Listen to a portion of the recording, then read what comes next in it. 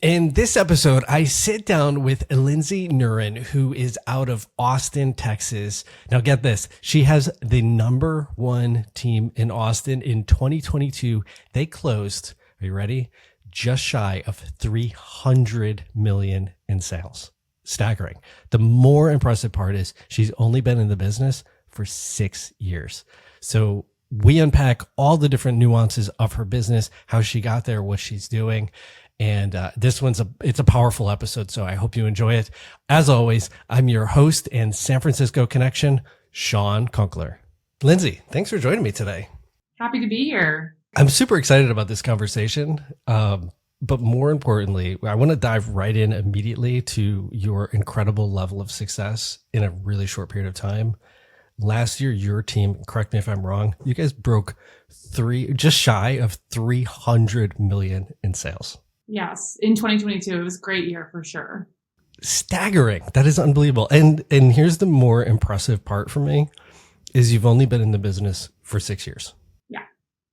6 years. I started in 2017, kind of a second career for me. So it was the best decision I ever made moving into real estate. Those are unbelievable stats. And you're out of Austin, which on a national level, there was definitely a lot of buzz. Everybody was moving there and lots of movement and migrating. Still, 6 years in the business and hitting those numbers is incredibly important. So let's rewind.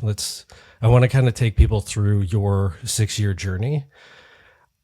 Obviously, you didn't start at that level. What was your first year of production, just to give some context? The first year I did 6 million in sales. I was on a team. Brand new, right? And learning a lot. And so it's about 6 million in sales. I think I sold about maybe 12 houses that year. Okay. So let me just really quick put a huge spotlight on this. If somebody's brand new in the industry and they're thinking about getting into it, the whole excuse of I'm brand new, I mean, 6 years is still in any industry is on the new side. And so to go from 6 million to 300 million is unbelievable. The first year it sounds like you were on a team, probably being fed some leads and support.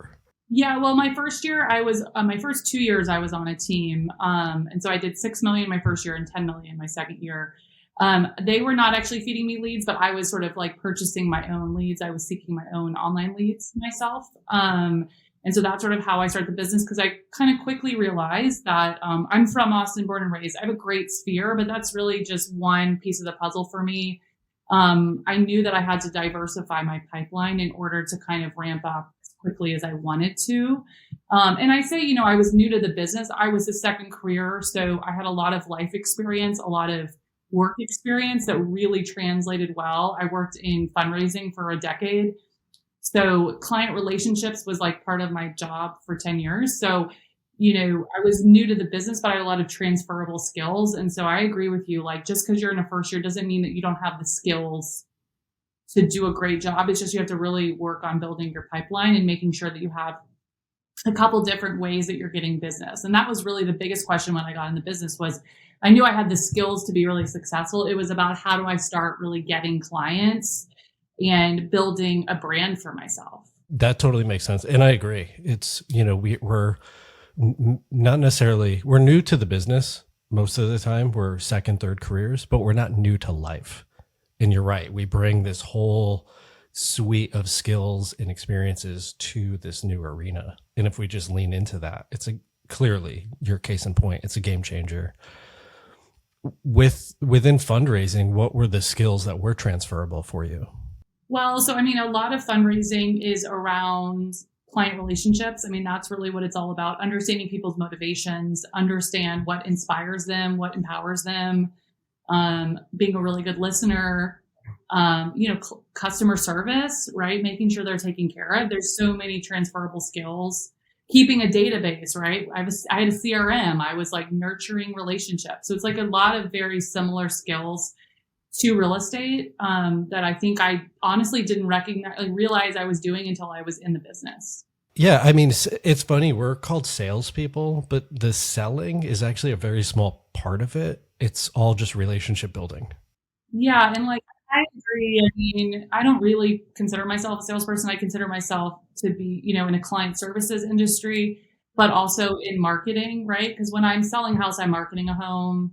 I'm making sure that everything looks perfect, but I'm not really selling the home, especially when I'm on the buying end. I don't consider myself a salesperson. I'm a listener, a guide. I'm an advisor, right? I'm kind of giving them my opinion on resale, but I'm not necessarily selling the home. And when I'm on the listing end, I'm marketing the home. I'm making sure as many people are getting through there as possible. And I'm making sure that it's priced correctly and it's marketed correctly and it looks great. Right. But, I don't consider this to be a sales role, or at least, that's my perspective. I think that's totally fair. It's nuanced, and what we do is it's client facing, and that's, to your point, all of those facets of it, and not just a sales component per se. We're facilitators and marketers. Let's go back to that initial 6 million that you were able to produce. How much was it to your sphere, and how much was it just brand new leads? Yeah, I mean, all of it was brand new leads. I kind of quickly realized like I needed to sort of establish myself before my sphere was really going to come out for me. And I get that, right? There's everyone knows a million realtors. And so I wanted to focus on getting my brand out there beyond my sphere first, using social media to make sure people know that I'm closing homes and I'm, busy and successful and know what I'm doing and have my clients' best interest at heart.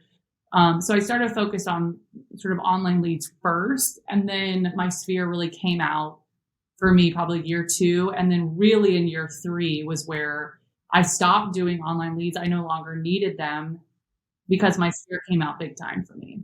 It's interesting. My sphere, same with you. It didn't come out until probably year 3 or 4. And it was like a very slow trickle, but the front end it was much easier to build trust with somebody who walked into my open house or a house that I knocked on the door versus trying to rebrand myself within my friend group and having this new identity. But fast forward many years, I've now worked with literally all my closest friends. I've helped them buy and sell homes. I also am not a very pushy person, so I don't want to put pressure on my friends or family to use me. They know I'm a realtor, and I want to make sure that they know that I'm successful, but I want them to come to me. And so that's why I wanted to just focus on building my brand first. And I think what people don't realize with online leads is, if you do a really good job with those people, they become your sphere.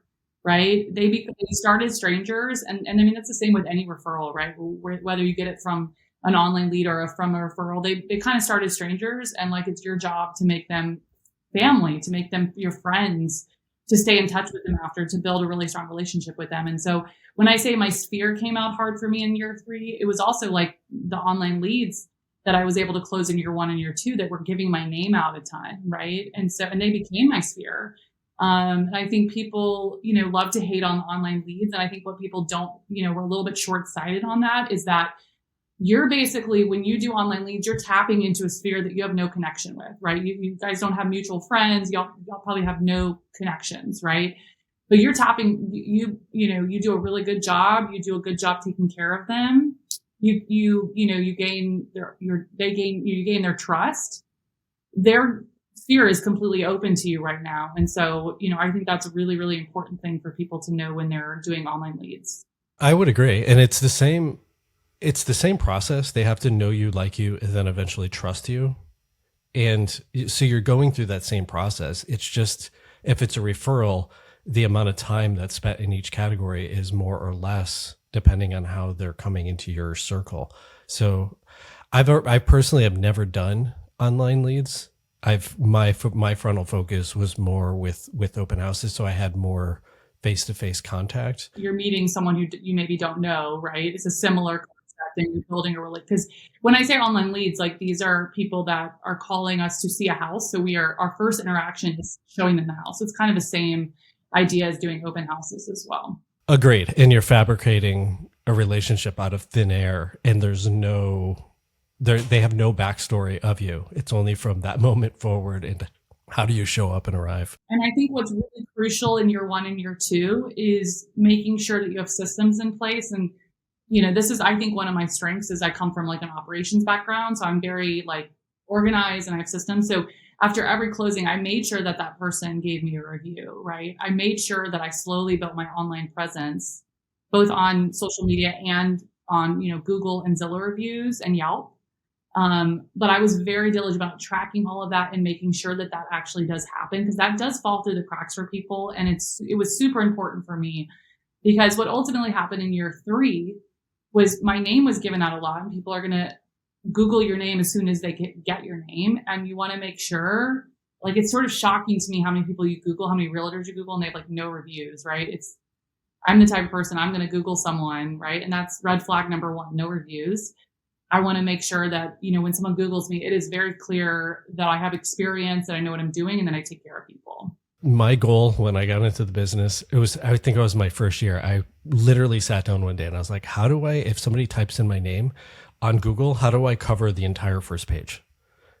Whether that's reviews, articles, different content, like how do I do that? And that's where I focused my time and energy. Yeah, same. And we still do. I mean, we're still tracking reviews. I'm still asking reviews. I've got like 250 on Google, and I'm still like, yep, let's get to 300. Right. So, 95% of my clients are more than happy. I don't even, they don't mind doing it at all. So we don't hound our clients for it. And we make sure that they are prepped ahead of time. They know we're going to ask for it, but they're really great about doing it. It takes 5 minutes. I agree. I think most people are totally fine and cool with it. You just have to frame it as, we frame it right in the beginning, saying we're going to deliver 5-star level of service. And if at any point it changes, please let us know. And so this way they already have it in mind. It's coming down the pipe. So we still haven't gotten to the quantum leap, but you went from 6 million first year, 10 million second year. Third year was like 2020. So put that in context, right? The market was shifted a lot. But I went from that to about 28 million. Then my 4th year, I went to about 45 million. And then my 5th year, I did 75 million. Now, that was last year, and that was my best year I've ever had. This year, obviously, is not the same number. So I'm kind of reverting back to the 44 million number, or a little bit close to that. I think, for context, that was just an exceptional year, and I'm not a year that I would say, will happen, but our market has shifted a lot here. So I am happy to hover between 30 and 40 million. I'm very grateful to have that much business coming my way. I'm on the same page with you. The virtually 0% mortgage rate completely changed the dynamic of our business. And if that ever happens again, I'm sure we'll all be obviously crushing it, and we're normalizing. Although I will say I didn't love that market. Like, yes, we were really successful, did really well, but I thought it was a really unsustainable market. I think it was really hard for our clients, really stressful for our clients, and I didn't love that part. So yes, we were really busy, but I would take a more balanced market over that, because I do think when you're representing buyers, I like this market in the sense that we can go back for a second showing. We can really take our time. They can really think through if the house is right for them. And I think that's, good for both the seller and the buyer, like not to have to make a rush decision in 12 hours when the house comes on the market. It's not sustainable. And it's for buyers and sellers, more so for the buyers. They're making a decision after a 1-hour visit. It barely had time to look at any of the report. In San Francisco, we give all the disclosures up front. And if something's incomplete or missing, they're still getting 12 offers, and it's $500,000 over the list price.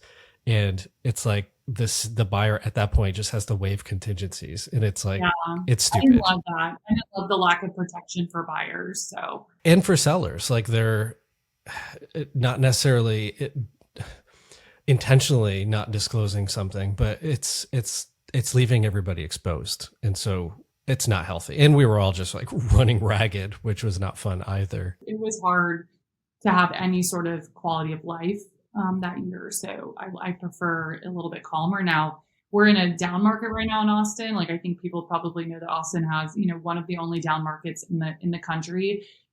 So, we would love for it to kind of swing back in the middle, so it has kind of more of a even market. Right now, we're definitely in a buyer's market. Same. San Francisco is really fascinating. Our condos are depreciating and our single families are appreciating. And so we have like this very mixed psychology with buyers. Buyers are having actually a pretty tough time wrapping their head around what's happening. And sellers as well. They haven't caught up to our new reality. But I feel like the good that's coming out of all this is there is a normalization. It's not just like this insanity that's happening. Yeah. And like our market, our typical buyer has shifted right now. Like a lot of our past clients are staying put, they're not moving, they're not buying and selling. And so a lot of our clients are relocation clients or first time home buyers, which is great because they have a lot of negotiating power. They have a lot of options. They have time. So that's been really, really great for our buyers. Same page. I completely agree. It gives them a lot more breathing room. So I want to jump around a little bit and talk about your team and then kind of your superpower within the team. But I know you have about 20 agents on your team and about 7 support staff, which is, if anybody's doing the math right now, that's a huge salary output. So that means you have to make up for it in sales to have revenue to obviously cover these costs. At what point in your evolution in these 6 years, when did you start building or bringing on team members, and who was your first hire? I started after the beginning of year 3 is when I really brought on my first buyer's agent. So I always had contract to close, but that was a third party. And so I did not have that in house, but I always paid for contract to close, which is like a transaction coordinator, but it was kind of pay per transaction. That to me, like you should be getting that from day one, in my opinion. But that you pay that per transaction. That's not a salary. So I hired a buyer's agent because I realized I didn't really need the online leads anymore. But I thought, why am I getting rid of these? They're hard to get. It took me a while to figure it all out. So I brought on a buyer's agent who was working those online leads for me and meeting those people and working with those people. So that person was also helping me with showings because a big need I had 2 kids at the time. I still have 2 kids. I have 2 kids and they were young.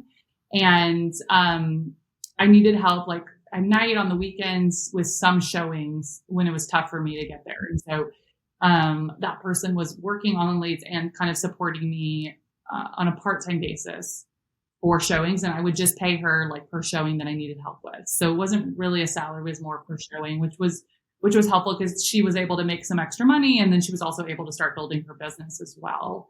That was the first hire I made. And then, I brought on another buyer's agent. And I think once I got to about 4, I brought in a director of operations, which was like my first real salaried employee. That person was doing all of our contract to close, all of our transaction management, a lot of our special projects, client retention, like a lot of different things. And that person's still on my team. She's our director of operations on the buying end. So her role has been tweaked and very as we've grown, she's just focused on the buying end. She was doing sort of everything. She was doing listings as well. So with your hires, would you have done anything different? I do think that buyer's agent / assistant is the first person you hire. You definitely should do transaction management first, but that doesn't have to be in-house. I don't think so. No, I did it organically. I did it based on what my needs were, right? And same thing with agents, right? It was all based on needs. I would not recommend just growing a team to grow a team for no reason. Like it should be based on need. It should be based on like, do you have more clients than you can work with? Do you have more opportunity, right? I wanted to work with all the referrals coming my way. So I wanted to, them to focus on the online leads. So I think, my biggest advice would be just hire based on specific needs that you need. Everyone should not have a team and you shouldn't just grow a team to grow a team. There should be purpose. I'm on the same page. I think there's in the industry, there's a lot of pressure right now and almost like a supposition that everybody should be growing a team, but that's not everybody's DNA and it's not their goal. It may not fit their business. And I'm a huge fan of just kind of stepping back and figuring out who you are, what's your DNA, what's your superpower, and max out that. There's incredible solo agents that I know that just have like an assistant, right? Or someone that is helping them, right? But like incredible agents and they are solo agents and that's great. I mean, I think you just have to decide what you love doing, what you're good at, what your strengths are, what your weaknesses are, and like, what your vision is. But I don't think you have to grow a team to be successful. What's your superpower? I guess a few things. One, I'm like an organizational freak, right? So I'm extremely organized, which is very unsexy part of this industry that no one talks about. Like everyone talks about branding and marketing. And I'm like, I am just like an organization nut. So everything is tracked. We have like systems for everything. I think that's super important to ensure that like things don't fall through the cracks and everything's taken care of. I don't micromanage. I hire people that want to, or that are leaders, that want to be entrepreneurs, right? That don't want to be micromanaged and don't need like an accountability coach. They just really need more high level strategic mentorship. I really try to focus on what I can control and what I can't control, right? So kind of I'm pretty level headed emotionally. And so I try not to ride the real estate roller coaster, right? There's a lot of highs and a lot of lows, and I try not to ride it because that can be really tough mentally for someone. And so I really try to focus on what I control. When something doesn't go your way or you don't get hired by someone to be their agent, I try not to dwell in that. I try to learn from it and move on quickly. And so I think that's been really helpful because it is a roller coaster, and I think it's important to make sure that you don't ride it. You stay here. That's a perishable skill. That's definitely something we all have to work on, because you have a big sale and it's really easy to get wrapped up in the excitement of it, equally as if you lose that lead or that seller decides to go with somebody else. It's really hard to not internalize that and just to keep that even keel. Put your ego aside. Like you really just have to have no ego and say, I just wasn't the right fit, and try to figure out if there was anything specific you could have done. Again, focusing on what you control, right? You might not be the right fit for everyone, but are you putting your best foot forward? Are you coming prepared, right? All of these things that you can control, and focusing on that. But you're definitely, it does not matter. I talk to my agents about this all the time. Rejection is part of the business. It does not matter how successful you are. We are hired and fired every 30 days, right? That's our business, right? We're hired, fired, right? And so, you have to kind of just accept that that's part of the business. And I think people think that when you get to a certain point in your career and you're successful, that you're never rejected. And that is not the truth. Like, this will be a forever part of our business. And you just have to realize that you're going to win some listing appointments and you're going to lose some listing appointments, right? And that's just part of it. And actually, the inverse is true. The more successful you are, that means you're putting yourself out there more and you're exposing yourself to more opportunity, which means you're actually getting more rejection. Absolutely. And so I focus less on the rejection and more of like, how many listing appointments can I get? How many people can I get in front of? How many potential buyers can I talk to, right? I focus on that number more because, again, I can control that, right? I can try to get in front of as many people as possible. But ultimately, they're going to decide who they want to work with, right? And showing up prepared. My DNA prior to real estate was just sales and sitting in a sales seat. And my coming into this, I knew that on average, you have to meet 100 brand new people, and maybe 2 to 3 of those will actually close. And so that's at least 98 no's that you're going to hear. So from my early career is I wired myself to look for the no's, to almost get excited, because I was like, all right, I just incrementally moved one more closer to finding that yes. And just reframing it in my mind where it's not a failure. It's not my ego. It's not like these dings against us. It's just move on. I agree. I think the second you can start to, realize that that's just part of the business, it makes it a lot easier to, focus on what you can control and focusing on that versus the rejection. To go back to your superpower of being really organized, even when you were talking about year one, you immediately were talking about the systems you were putting in place, which when you have those, you can duplicate and replicate the client's experience, which then goes back to having great reviews, because if you're doing it or your colleague is doing it, the client is having the same amazing experience from A to Z. No balls are being dropped. Something that we really coach our agents to do is make sure that whatever we're doing, everything is super ethical and we have a lot of integrity. I always tell all my clients, I do not want you to buy a house that I do not want to sell in 5 years, right? And so making sure that they know that I have their back, making sure that they know that I feel a lot of responsibility around advising them to buy something that has great resale value is really important, essential in this business. You do not want your clients to buy something that you don't want to sell. That is because you want to play the long game, right? Stop focusing on the sell and focus on the long-term relationship. Because ultimately, if you do a good job, they're going to come back to, for you to sell it, and you're going to be responsible for selling that home. And could you help them buy it, right? And so I feel a lot of personal responsibility around that, and I make sure my clients know that. And that's a great point, is not getting wrapped up in the short side of the commission, but the long side of the relationship. Or the numbers, right? Like, all these numbers all day long. And so part of me thinks these numbers are irrelevant of how much production we do or whatever, because at the end of the day, like, none of it matters. What matters is our relationships with our clients. Like that, I am playing the long game, the super long game. I'm the agent that like talks my clients out of selling, because selling right now is not very easy. And, I'm that agent right now who's super transparent right now. I'm the agent that talks clients out of buying houses all the time. And I think that helps, gain trust quickly, because they know that I'm not in it for the sale. I'm in it because I feel a lot of responsibility to advise them. I'm 100% on the same page with that. Like, if I don't care what I'm going to look at to buy, if it's, I'm going out to dinner and I'm looking at a bottle of wine, or if I'm buying a new suit or whatever it is, if the salesperson is like, actually, that's not the best bottle of wine. If you're getting these meals, you should actually consider this. And there's immediately a level of trust when somebody's guiding you away from something versus trying to persuade you to that thing. Yeah. When I'm showing a house that my clients are buying, I'm like pointing out things, right? Because even if they ultimately do buy the house, just from an integrity perspective, I want to know that I said this and that, right? That I said, I don't like this, or this is, you can change this, but like this, you can't change down the line, right? And so just making sure that I'm really transparent with them and clear with them when they're, when they're looking at a home, what I think the pros and cons of the home are.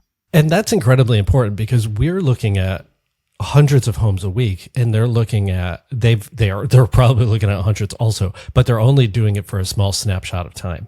And there's so much context around the homes, right? It's not like just what they look like, right? I'm from Austin, born and raised. I have a lot of context on the different neighborhoods and the schools and everything, right? And so it's beyond the house, right? I can find them a house like that. It's just like, what is going to be the right neighborhood for them? What's the right school for them? What are they looking for in terms of their lifestyle? What are they looking for? There's so much context to helping them figure out where they want to live in Austin that, you have to make sure that you are well equipped to provide all of that context to them so they can make a really educated decision. The last thing you want to do is like just sell them whatever home and then they're unhappy, in that area or at that house. On a national average, every person knows three to four agents. And if you're receiving an online lead, that maybe means there's a reason why they're online. They may be moving from somewhere else, and they actually don't know an Austin agent. And so when you show up for the first time and you meet them and you tell them, hey, actually this side of the street the prices are actually a little bit lower, and here's why, versus the other side of the street. If I was that client, I would be like, oh my God, thank you for sharing that. I didn't know. I'm not from here. I mean, even people that have lived here for a while, like I always coach my agents to say, like, it doesn't matter where you get this lead from, right? It could be a referral from a friend, right? You should assume they're probably talking to like 3 or 4 people, because they are. Most people are. And so, regardless of where you get the lead from, you should be approaching that like, okay, what am I going to do to show them to differentiate yourself? And it doesn't matter where the lead comes from. You should always have a plan, especially on that first meeting. What are you going to do to differentiate yourself from the other people they're talking to? Because they're definitely talking to other agents. They're interviewing other agents. And again, you can't control them, and they should be talking to multiple agents. They should be figuring out who they want to work with. But you have to, what is your differentiator? What makes you special? What makes you different? Early on, I was listening to an interview with Barbara Corcoran, and she was talking about her very first client, and she was basically like, occupy their time. take up so much of their time that they can't spend it with anybody else. Show value, right? And show value. Like, yes, like I found these 5 houses. Let's go look at these. And that's occupying their time. And then You can't control if they're, talking to other people or whatever, right? But you can control what you do. Are you showing up for them? Are you showing value? Are you sending them houses they haven't seen? Are you being proactive versus reactive, right? Again, focusing on what you can control and not what you can't control, and if it doesn't work out, at least you put your best foot forward and you tried. But again, a lot of times you're doing a lot more than the average agent when you're doing it. You're not just checking in with them, you're showing them value. You're providing them, you're showing up to the showing with comps, you're showing up with resources, with buyer's guides, right? You're showing up prepared. that's a huge differentiator versus sending the email that says, I'm just following up. Yeah. I mean, I think we coach our agents on that first meeting, showing up with, a buyer's guide in hand, with comps, with their computer, they can set up their search. Like, we have a whole protocol because you want to show up prepared. You want to make sure they know that you're on an extremely strong team, right? And use our team to help market yourself. That's a big reason why some agents joined us, is like, we are the number one team in Austin, and we do so much business. We have a lot of off market opportunities, right? There's a lot of advantages to working with us and making it clear, like, the typical consumer doesn't understand this like team thing. They know an agent, they just assume everyone's the same. And you have to really spell it out for them why they should be working with a full-time agent, right? Half of the agents in Austin are part-time. Why they should be working with a full-time agent, why they should be working with an agent that does this amount of business, right? What does that mean for them and the advantage they have? Which, understanding your value and how to sell it is so important. And not just saying, I mean, it's like cliche of people are like, well, I provide better service. And like, that's not, everybody's saying that. They're all saying the same thing. Yeah, you have to be really specific with what your differentiators are. For me, like, I'm always talking about, I'm from Austin, third generation. I went to public schools here. I have kids in school, right? So I always talk about my own just knowledge that is beyond, what they can find on Zillow, right? There's data everywhere online. I provide, I tell them, Google me, go look at all the reviews online. I try to become friends with them on Instagram pretty quickly so they can get to know my personality, and I post stories every day so they see my day to day. So there's a lot of different things, but I think the most important thing is to be authentic and make sure that your differentiators are not generic. They're actually like well thought out, and they feel organic and they feel authentic and true to yourself, because you're not doing yourself any favors by trying to pretend like you're someone else, within the context of the relationship. Same page. I feel being organic, really understanding the value that you're providing. And you can ask clients, like, that's doing market research for people who've already worked with you. Like, hey, well, tell me, like, literally sit down with them and ask them in detail about their experience, and then use those as talk points. Yeah. What worked, what didn't work, right? I want to rewind and jump back a little bit, because at one point you were working the online leads, and then you were in a position where you can hand them off. And it sounds like you figured out the little piece of secret sauce. What was your differentiator with working with leads? Because I do know there's a lot of frustration when these leads come in. It's the same cliche. Everybody's like, they're not responsive, they're a waste of money. But it sounds like you've tapped into something different. What was that? Okay, so the online leads I did were Zillow, and they were extremely expensive, more expensive than I think the typical online lead is. And however, I focused on areas that were kind of first-time homebuyer areas, first-time homebuyer prices, younger areas. So I felt like, okay, I could really relate. They're probably similar age to me, similar time of their lives that I'm in. And so I tried to do that. And then, again, focus on getting the appointment. So the way that it works is they like get you on the phone. Actually, they're great because it's a live, you're having a phone call. Zillow does most of the work for you, gets them on the phone for you, which is the hardest part. And then you get the appointment. So focus on that. The initial phone call should be, yep, let's meet up. Great.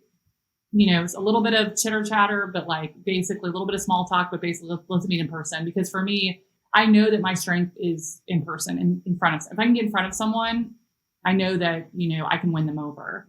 And so that was really the most important thing, was trying to get in front of them. And then how do I take that how do I show up super prepared? How do I impress them on that first meeting and get what I call like the second date, right? Like, how do I get that second showing and turn them into from an online lead to a client? And that's really where having systems in place where you have like a follow-up email that you send them, a follow-up text. You have like, you're setting them up on a search. You are, getting their Instagram handle. There's like certain things that you should be doing to give them a lot of attention. And, even if they're not initially super responsive, I'm a glass half full price type of person. I'm an optimist. And so my thing is I've had so many deals that have closed where I thought the lead was gone. And I just kind of kept following up, kept being positive, kept showing value. And so I've had people like a year from down the line from I initially met them, they came back to me once they were ready to buy. Even though I thought they quote unquote ghosted me, which it cracks me up that word is used in real estate because it's not dating. They're still seeing your texts. They're still seeing your emails. They just might not be ready, and I think giving that person the benefit of the doubt versus saying, oh, that person was rude, they ghosted me. I'm like, they're just probably just not ready to look at houses, and again, focusing on what you can control. I can control my hard work and my follow-up and my value. And at some point, a lot of those people come around when they're ready. People are private. Like sometimes they just don't communicate. People are busy. Exactly. And it's not front and center when they're not wanting to look at a house. They're not calling the realtor, right? And so again, it's like just trying to stay in touch with them. Make sure you follow them on Instagram, comment on their stories, like stay in touch with them, build a relationship with them and not focus so much on like, they don't want to see a house with me. Maybe they just aren't ready. And some of those people will buy houses with other people and that's okay. Like I think like you said, you talk to 100 people, like the way that it works with online leads, it's like you talk to 10 people, you're going to close one, that's 1 out of 10 people that you meet, right? You should be closing. But some of those people, like, again, a year, 2 years down the line, you never know. I'm never surprised by people that come out of the woodworks if you are, really good with follow-up. Writing notes. There's some really good nuggets in there. Thank you. Yeah, I've had the same experience. Like I meet somebody, we have a couple exchanges, and then I don't hear from them for 6 months. And it's like crickets and crickets, and you just keep sending them listings and reports and off-market opportunities. And then one day, maybe they were waiting to get a bigger down payment, or they were changing jobs, or they've been traveling. Who knows? Who cares? And then they ping you. Yeah, you have to give them the benefit of the doubt, assume the best, and just, again, focus on what you can control.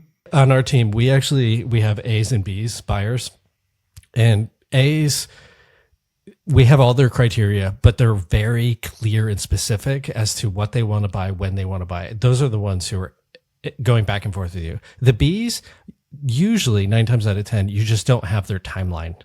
And so rather than trying to close them, we just focus on the relationship. Just focus on nurturing them and supporting them and giving them pieces of information, updating them on the market. As we talked about earlier, what is the market doing and how does that correlate to what their experience is? And at that one point, something changes in their life. They get married. There's an opportunity. Who knows? They ping you. What is your message, right? They're watching you, even if they're not responding or engaging. They're watching you. What are you saying? What content are you putting out there on social media, on email, on text, right? So that's super important because, like I said, they will call you when they're ready. A lot of them will, and then you'll be surprised too. Because you're like, I haven't heard from you in 6 months, but they'll call you when they're ready. Exactly. And we, rewinding back and we look at the most recent years when the interest rate was really low, all of these buyers had a lot of internal drive. And when that drive was there and present, they reverted back to the people they already knew. So I would bet a large sum of money that the amount of people you closed were not brand new, but they were already in your system and you've already built a high level of quality trust with them. I also believe that, you might get rejected by someone, but you never know what's going to happen down the line. Like I always keep things really nice whenever that happens. I'm always like, I never want to say anything that's going to offend anyone or make anyone upset. So I'm always like, please let me know if I can help with anything down the line. Like, please reach out to me if you need anything. And I've had several situations where I was initially not hired, and then they came back to me and they hired me because I mean, even people that like were working with me for several months and they were actually working with multiple agents. That happened to me a couple times, and I didn't, know that, and spent a lot of time with these people. Some of those people have come back to me because I treated them well. I was nice and I showed value, and I, ultimately when they chose to go with someone else, I was really graceful about that rejection. That happens all the time. It's really important to focus again on the long term, your reputation, how you handle yourself, what people think of you. You don't want someone, regardless if they decided not to, they're going to sell their house at some point, right? It's true. You want to make sure that you leave it strong, and you can still stay in touch with those people over social media. Like, there's no reason why not if you've built a relationship with them. I very much value and appreciate your message about just focus on the things you can control, and you can control how you respond to these situations and how you proceed after the fact. And you're right. If you're in this game long enough, you have no idea what's going to happen next. It's that one. And I've had it happen. I actually helped somebody buy a house. They decided to sell with a different agent, called me after and was regretting it. And they were like, oh my God, it was a horrible experience. It wound up closing, which I was happy about. But he was like, moving forward, I'll never hire anybody else. Yeah. And then like those people like give your name out, right? Because it's like, oh, sometimes they just don't even have perspective, right, on the value that you have. And then they have a bad experience, which I don't love hearing about. Like, I never want to hear that about, someone's biggest financial asset having a tough experience with. But then it's good perspective. And then, that person might have not used you for that, but they're going to give your name out. Again, it's that attitude, having the right attitude and maintaining it, having a good mindset. So really quick, we're almost out of time, but what do you do to maintain your level of mindset and to remind yourself to kind of keep that attitude moving forward? I get a lot of sleep. I'm like at 9:30, 10 o'clock, I go to sleep. I'm up at 6 a.m. So I need sleep. I'm pretty hardcore about that. I try to exercise a lot, 5 times a week if I, depending on the week, but I try to prioritize morning exercise. That really helps me like de-stress, clear my mind. And it helps me stay like very level. I can get that energy out. I have a lot of help, like both in my personal life. I like to delegate, like getting people to help me with my kids, getting people to help me in my business. Like that's why we have a 7-person staff, right? My business partner and I both have young kids. So we have hired out because that's what we need in our life right now, to be able to have balance and to be able to spend time with our children without, with making sure that we're providing a top level service to our clients. So really providing that, finding that balance for yourself is important, and making sure that it's sustainable, because we work really, really hard, but if it's not sustainable, you're going to burn out. Been there. It's awful. Again, you don't want this. You want this. When you're in that, it's hard to get out of it, but it's much easier to maintain not going into it. Yes. Lindsay, thank you. This was amazing. I always I feel blessed to have you just share so openly the back end of your business that obviously helped you achieve such an incredibly high level of success. So, thank you. I appreciate your time. I'm always happy to help and love chatting with you. And one of the reasons I love being at Compass is all the collaboration with agents across the country. It's just incredible, like how much of an open book everyone is, just sharing. We've gotten so many great ideas from just talking to other agents. The things that I've shared that I'm doing in my business, they're not new. I will openly say I've stolen them from amazing people like you, and I just listen, if you haven't noticed, I've been writing feverishly in my notebook the whole time, and I go back to my team and we're like, hey, where can we implement this? Yeah, absolutely. That's what it's all about, is just learning and executing. That's it. Yeah. Lindsay, thank you. Thank you so much.